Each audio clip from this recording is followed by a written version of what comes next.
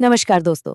आज के इस एक्सपर्ट डीप डाइव में हम 2025 बजाज अवेंजर स्ट्रीट 160 की इंजीनियरिंग, इसकी परफॉर्मेंस और इसकी असली रियल वर्ल्ड वैल्यू को खंगालने वाले हैं। अगर आप एक एंट्री लेवल क्रूजर लेने का मन बना रहे हैं तो ये एनालिसिस आपके लिए ही है। बिना किसी देरी के चलिए सीधा मुद्दे पर आते हैं। फटाफट देख लेते हैं कि आज के इस सेशन में हम क्या क्या कवर करेंगे। हम इसके लुक्स और स्पेसिफिकेशन से शुरुआत करते हुए इंट्रूडर से इसका सीधा कंपैरिजन, डेली कम्यूटिंग कंफर्ट और 15,000 किलोमीटर के बाद ओनर्स का जो असली फीडबैक आता है, उन सब पर बारीकी से बात करेंगे। तो चलिए सबसे पहले बात करते हैं इसके फाउंडेशन यानी स्पेसिफिकेशंस और इसकी उस टाइमलेस क्रूजर स्टाइलिंग की जिसने इसे इतना पॉपुलर बनाया है। इस बाइक का चैसीज वाकई कमाल का है। इसका जो स्वीपिंग लो स्लंग डिजाइन है ना, वो एकदम क्लासिक क्रूजर वाली फील देता है। और पता है इसका सबसे बड़ा फायदा क्या है? ये डिजाइन एंट्री लेवल राइडर्स को एक बहुत ही कॉन्फिडेंट और ग्राउंडेड फील देता है, जिससे इसे संभालना काफी आसान हो जाता है। इसके डिज़ाइन डिटेल्स पर थोड़ा और गौर करें तो इसका वो signature tear drop tank, 3D chrome finished logo, road star headlamps और वो शानदार ब्लैक अलॉय व्हील्स, ये सब मिलकर एक ऐसा बोल्ड प्रोफाइल बनाते हैं कि सड़क पर जब ये मशीन निकलती है तो लोग मुड़कर जरूर देखते हैं। अब जरा नंबर्स की बात कर लें। इसमें मिलता है 160.37 सीसी का ट्विन स्पार्क DTSI इंजन, जो 15 PS की पावर और 13.5 न्यूटन मीटर का टॉर्क जनरेट करता है। आसान भाषा में समझे तो 80 किलोमीटर प्रति घंटे की रफ्तार तक आपको एकदम मक्खन जैसी स्मूथ क्रूजिंग मिलती है, और हाईवे पर यह आराम से 105 किलोमीटर प्रति घंटे की टॉप स्पीड भी टच कर लेती है। साथ ही 280 mm का फ्रंट डिस्क ब्रेक इसकी स्टॉपिंग पावर को काफी सॉलिड बनाता है। और ये नंबर देखिए, सिर्फ 156 किलोग्राम्स। इतने बेहतरीन पावर आउटपुट के बाद भी इसका कर्ब वेट बहुत ही मैनेजेबल रखा गया है। इसका ये शानदार पावर टू वेट रेशियो इसे बिगिनर्स के लिए एकदम परफेक्ट बनाता है। भारी ट्रैफिक में भी आप इसे बिना किसी परेशानी के बड़ी आसानी से हैंडल कर सकते हैं। अब मार्केट में उतरे हैं तो कंपैरिजन तो बनता है। आइए देखते हैं कि अपने सबसे बड़े राइवल सुजुकी इंट्रूडर 150 के सामने ये कहाँ ठहरती है। यहाँ डेटा बिल्कुल साफ कहानी बयां कर रहा है। प्रैक्टिकलिटी के मामले में अवेंजर काफी आगे निकल जाती है। इसमें आपको 13 लीटर का बड़ा फ्यूल टैंक मिलता है और 177 मिलीमीटर का बेहतरीन ग्राउंड क्लियरेंस। मतलब शहर के उन उबड़-खाबड़ और खराब स्पीड ब्रेकर्स को पार करते वक्त बाइक के नीचे से टकराने की कोई टेंशन ही नहीं। सच कहूं तो जहां इंट्रूडर के लिए आपको एक भारी प्रीमियम चुकाना पड़ता है और उसका बल्कि डिजाइन हर किसी को शायद पसंद भी नहीं आता, वहीं अवेंजर का क्लासिक स्ट्रिप डाउन स्टाइल और उसकी जबरदस्त अफोर्डेबिलिटी इसे इस सेगमेंट की सबसे स्मार्ट और value for money entry level bike बनाते हैं। चलिए अब स्पेसिफिकेशंस के पन्नों से निकलकर सीधे सड़क पर आते हैं और इसकी डेली यूजेबिलिटी को टेस्ट करते हैं। मान लीजिए आपको रोजाना शहर के ट्रैफिक में 50 किलोमीटर का लंबा सफर तय करना है। ऐसे में इंजन की परफॉर्मेंस से ज्यादा बाइक के एर्गोनॉमिक्स मायने रखते हैं। तो सवाल ये है कि क्या ये बाइक आपको थका देगी या आपका सफर आसान बनाएगी? इसका जवाब इसकी परफेक्ट एर्गोनॉमिक ज्योमेट्री में छुपा है।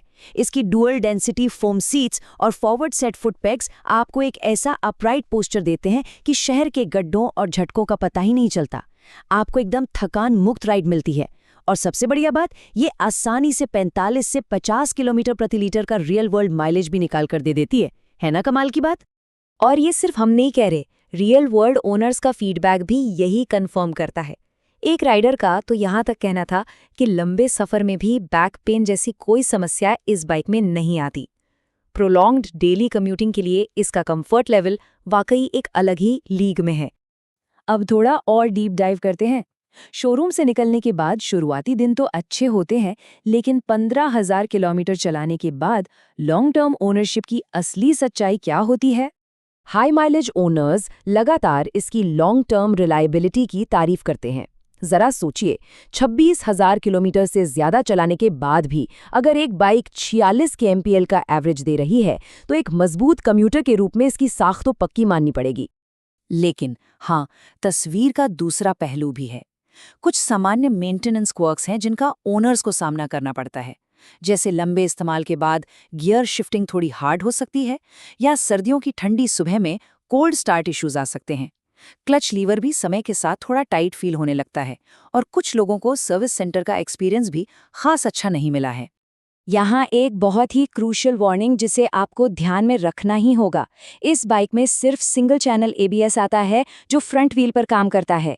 इसका मतलब है कि अगर आप पैनिक में आके रियर ब्रेक बहुत जोर से दबाएंगे तो पिछला पहिया लॉक हो सकता है और बाइक स्लिप कर सकती है।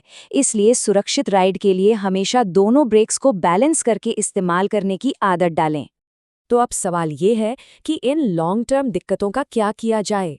अच्छी बात यह है कि कुछ आसान मेंटेनेंस टिप्स फॉलो करके आप इन परेशानियों को चुटकियों में सुलझा सकते हैं।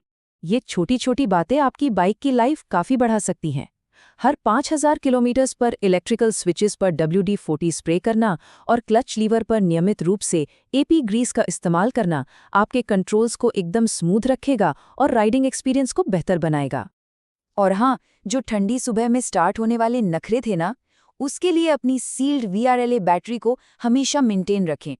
लो बैटरी का इंडिकेटर दिखते ही उसे चार्ज करवा लें। फिर देखिए आपकी बाइक हर सुबह कैसे एक सेल्फ में स्टार्ट होती है। चलिए अब सारी बातों को समेटते हैं।